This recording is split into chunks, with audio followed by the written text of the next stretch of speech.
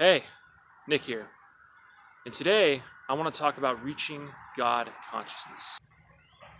You see, there's this belief that is perpetuated through the ages by these occult, hidden groups that one may attain a certain level of consciousness where they just ascend everything in five sense awareness.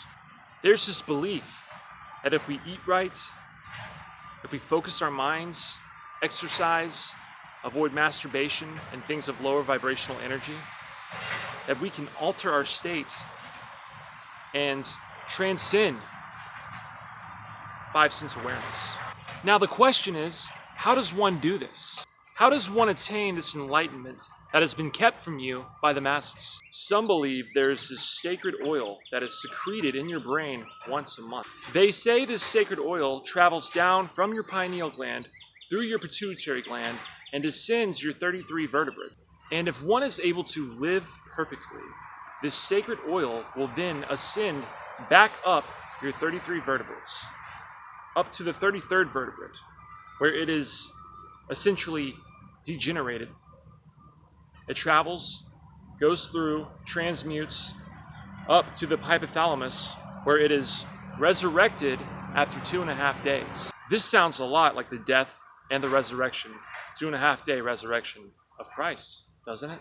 Which leads one to ask, is there a message encoded in the Bible that somehow tells us how to reach this ascension? Or is it all literal and all actually happened the way it did? They say this sacred secretion happens one time a month when the moon ingresses into your sun sign for a 2.5 day period. Is this mere speculation? Or is this the key to our evolution? Can we really harness the powers of nature and align with the universe and awaken the God within us?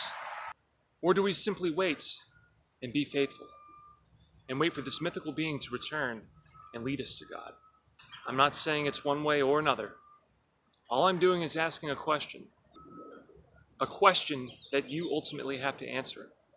Do you simply pray and wait for salvation? Or do you take action and make the salvation happen yourself? Are we all extensions of God, the all, the one creator, the grand architect? Or must we wait for the Messiah to return and lead us to that God? Again, I'm not saying one way or the other. I'm leaving the question to you.